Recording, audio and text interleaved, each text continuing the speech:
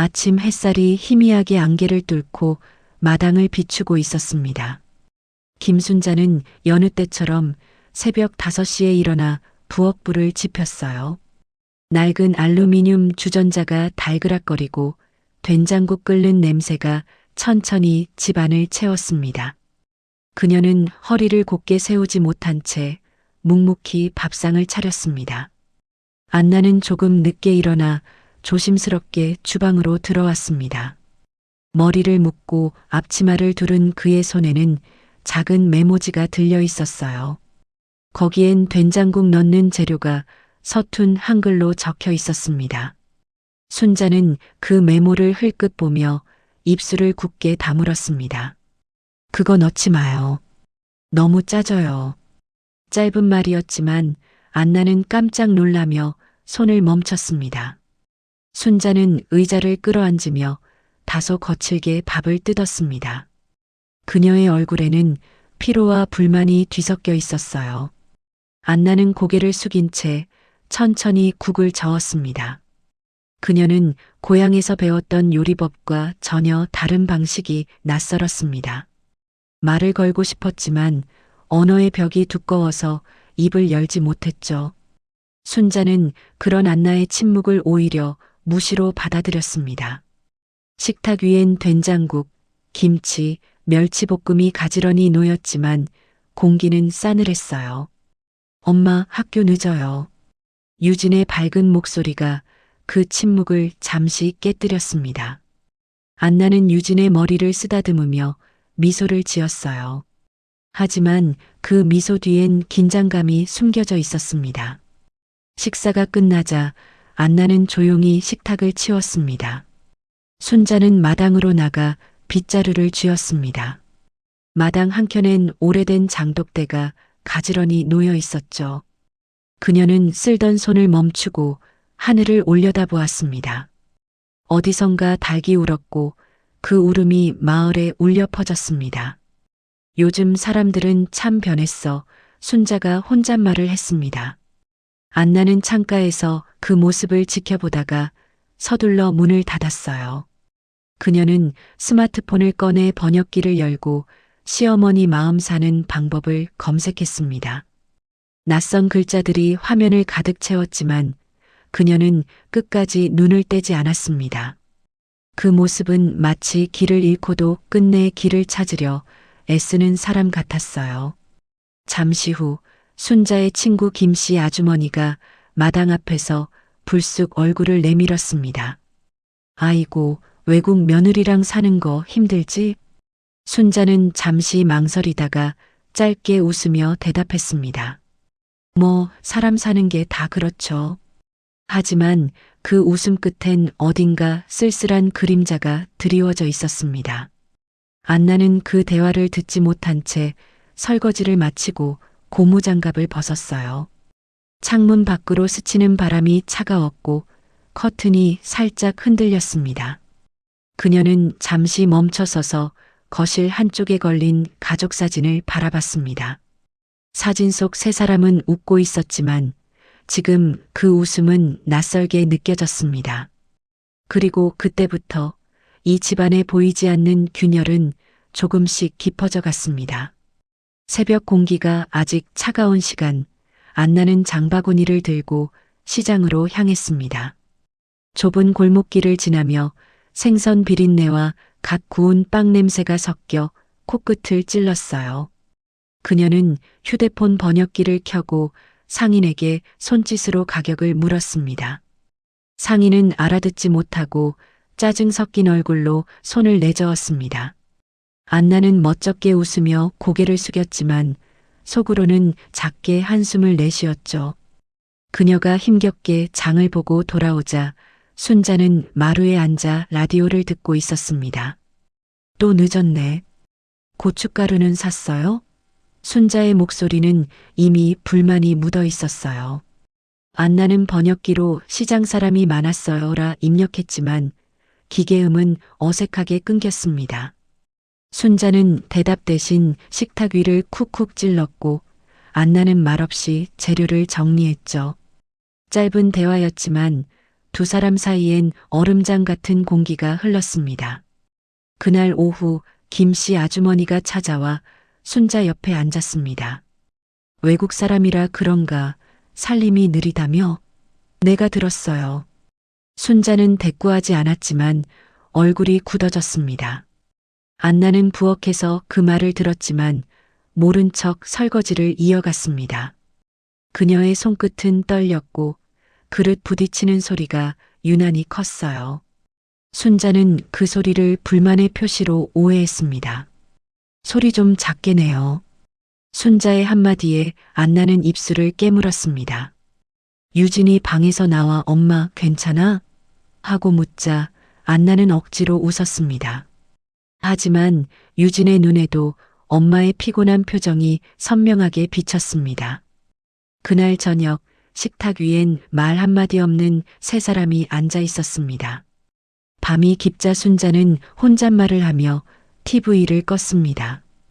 외국 며느리 참 어렵네라는 말이 공기 속에 흩어졌어요.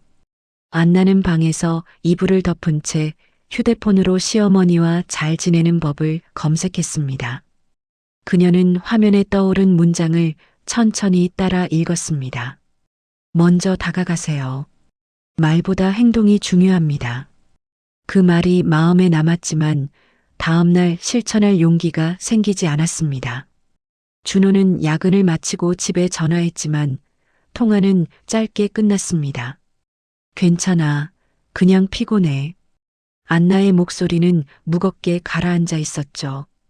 창밖에는 가로등 불빛이 흔들리고 마당의 바람이 낙엽을 흩날렸습니다. 그날 밤 안나는 눈을 감지 못한 채 천장을 바라보며 조용히 숨을 삼켰습니다. 늦은 아침 김순자는 허리 통증을 참으며 빨래를 널고 있었습니다. 찬 바람이 불자 장독대 옆에 대야가 흔들렸고 그녀는 중심을 잃고 미끄러졌어요. 어머니, 안나가 소리를 지르며 달려와 손을 뻗었습니다. 그러나 순자는 손을 뿌리치며 나요. 나 혼자 할 수 있어요 라고 매정하게 말했습니다. 안나는 잠시 얼어붙은 듯 서 있다가 조용히 뒤돌아섰습니다. 그날 이후 두 사람은 서로의 눈을 피하며 하루를 보냈습니다. 점심 밥상에도 대화는 없었고 유진만이 어색한 분위기를 느끼며 밥을 삼켰어요. 안나는 일부러 설거지 소리를 줄였지만 순자는 여전히 불편한 기색이었습니다. 창밖으로 마을 아이들이 웃으며 뛰어놀고 있었지만 이 집엔 웃음이 사라졌죠. 그날 오후 이 작은 침묵이 큰 오해를 부를 줄 아무도 몰랐습니다. 저녁 무렵 유진은 스마트폰으로 가족을 몰래 찍기 시작했습니다. 그녀는 학교 과제로 우리 가족의 하루를 촬영해야 했거든요. 카메라에는 안나가 순자의 물건을 정리하는 장면이 잡혔습니다. 안나는 오래된 잡지를 버렸고 순자는 그것을 보고 얼굴이 굳었습니다. 그거 왜 버려요? 그건 내 친구들이랑 찍은 사진이에요. 순자의 목소리가 높아졌고 안나는 놀라며 멈춰섰습니다.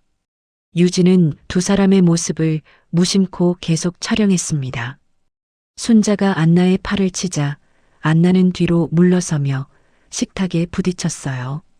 순간적으로 얼굴이 일그러졌고 그 장면은 그대로 영상에 담겼습니다. 유진은 무슨 일인지도 모른 채 영상을 친구에게 전송해버렸습니다. 며칠 뒤 학교에서 유진의 영상이 돌기 시작했습니다. 너희 할머니가 진짜 무섭더라라는 친구들의 말에 유진은 얼굴이 하얗게 질렸습니다. 그녀는 급히 영상을 삭제했지만 이미 너무 늦었습니다. 마을 사람들은 그 영상을 보고 수군거리기 시작했어요. 저 집은 문제 많다더니 며느리가 참 싸가지 없네라는 말들이 퍼졌습니다. 순자는 시장에 나갔다가 그 이야기를 직접 들었습니다. 집으로 돌아온 그녀의 표정은 굳어 있었고 안나는 무슨 일인지 몰라 어리둥절했죠. 유진은 휴대폰을 숨기고 울기 시작했습니다. 밤이 되자 순자는 방문을 잠그고 혼자 앉아 있었습니다.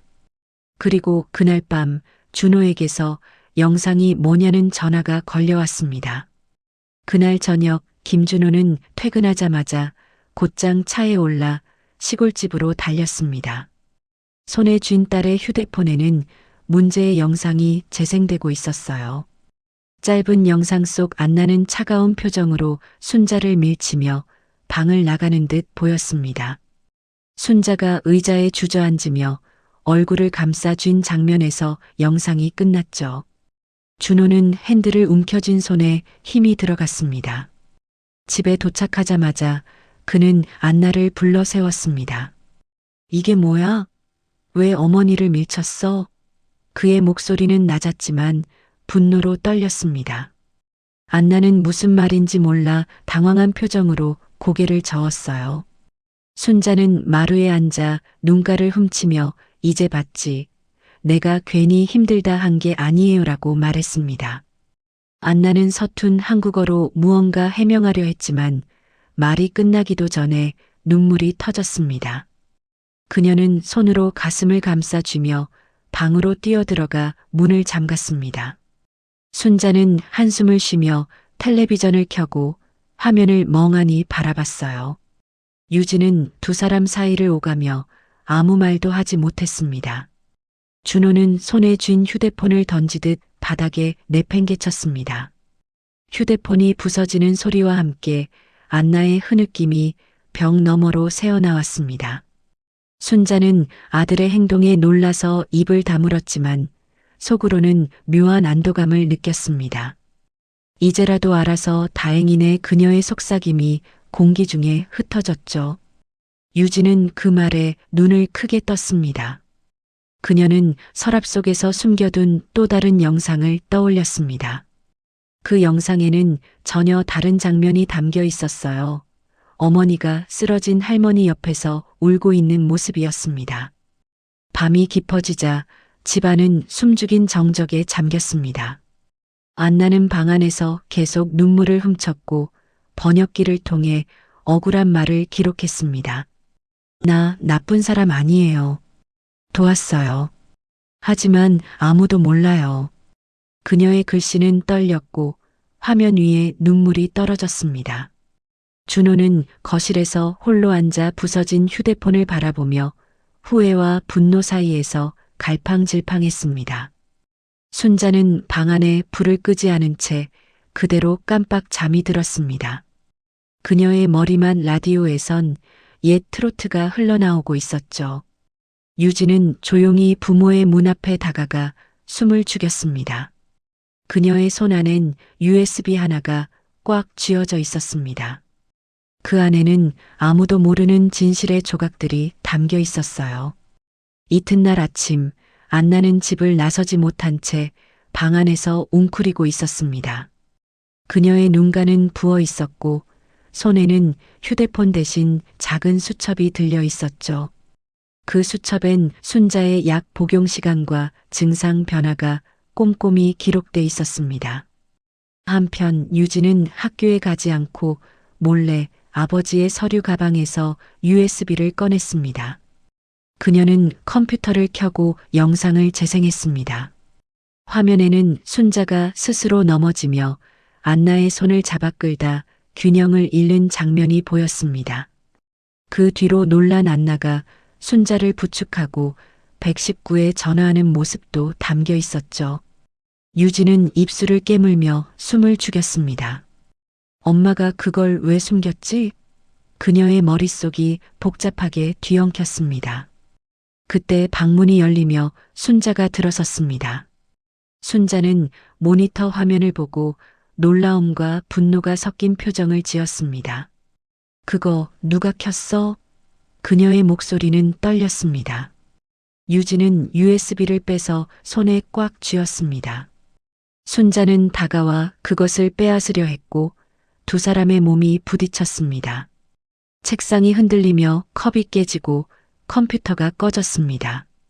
순자는 벽에 손을 짚으며 숨을 몰아쉬었고 유진은 겁먹은 얼굴로 서 있었습니다. 그때 현관문이 열리고 김준호가 들어왔습니다. 바닥에 깨진 유리 조각과 두 사람을 번갈아 본 그는 무슨 일이 있었는지 물었습니다. 순자는 재빨리 웃으며 괜찮아요. 그냥 실수예요라고 말했지만 손등엔 피가 맺혀 있었습니다. 준호는 그 손을 보며 이상한 불안을 느꼈습니다. 그날 밤 유진은 몰래 USB를 가방에 넣고 집을 빠져나갔습니다.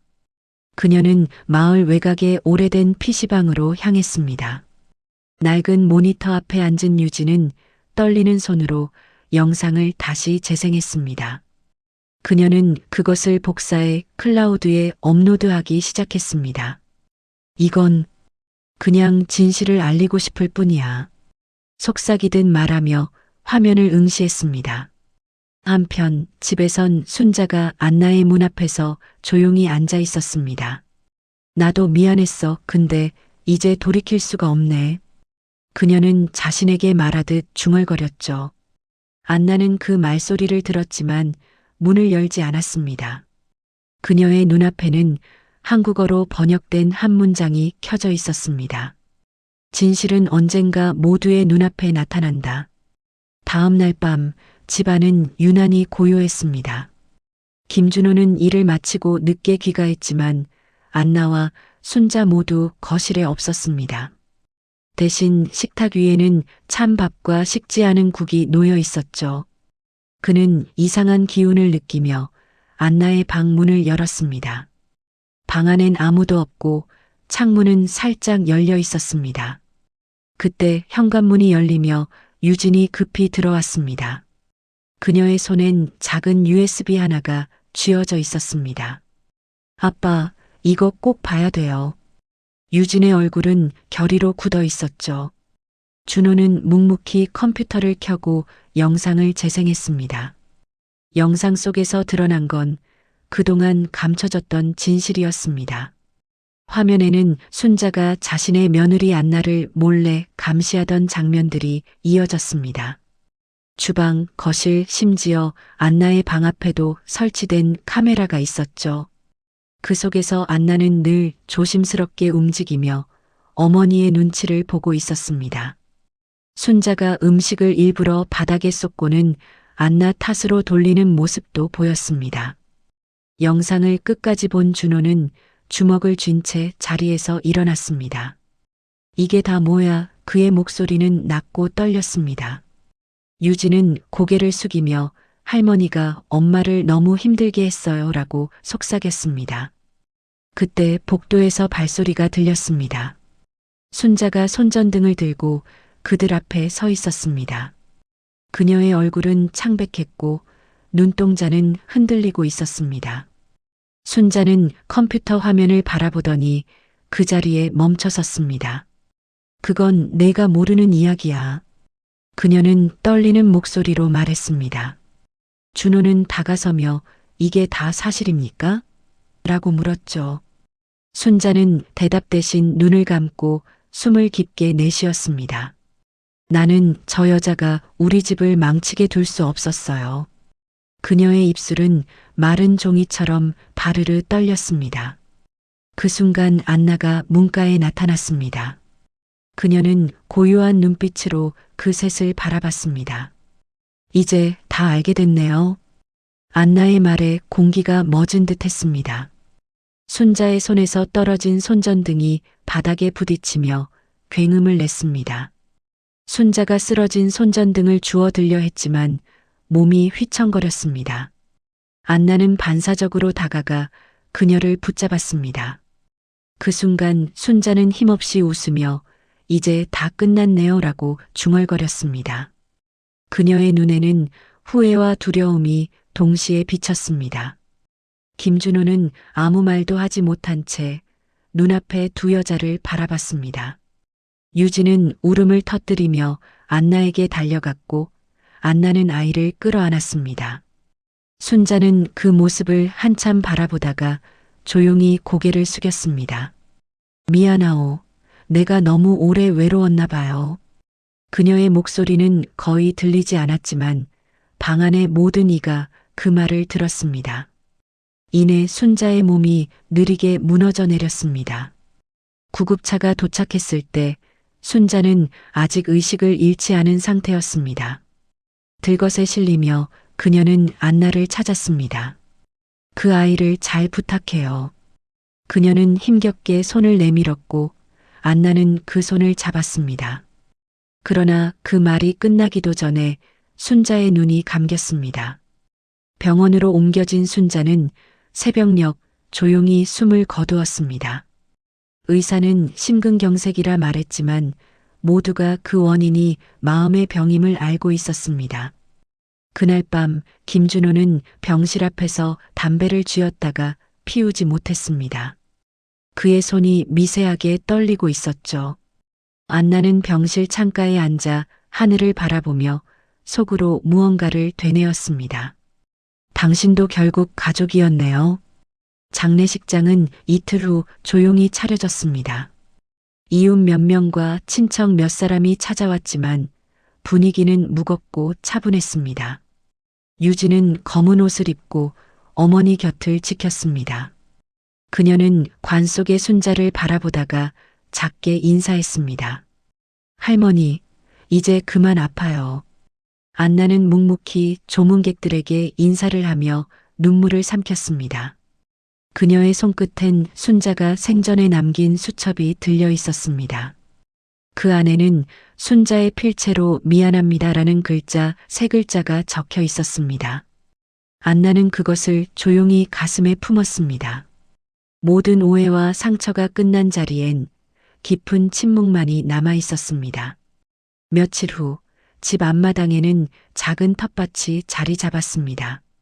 안나는 호미를 들고 흙을 고르며 봄을 준비했습니다. 유진은 옆에서 물뿌리개를 들고 해맑게 웃었습니다.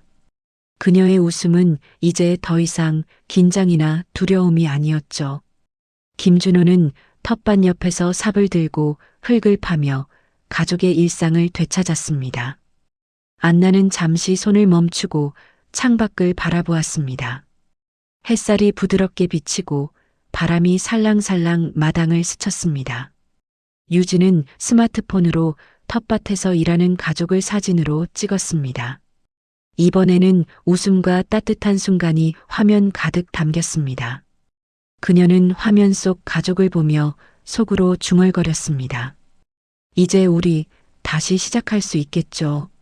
안나는 사진을 보고 미소 지으며 손으로 흙을 만졌습니다. 준호는 가족의 모습에 마음이 놓였는지 깊게 숨을 내쉬었습니다. 마당 한쪽에 핀 작은 꽃들이 햇빛을 받아 반짝였습니다.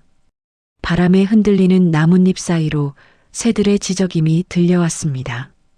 유진은 사진을 가족에게 보여주며 즐거워했습니다. 안나는 그 모습을 바라보며 마음속으로 다짐했어요.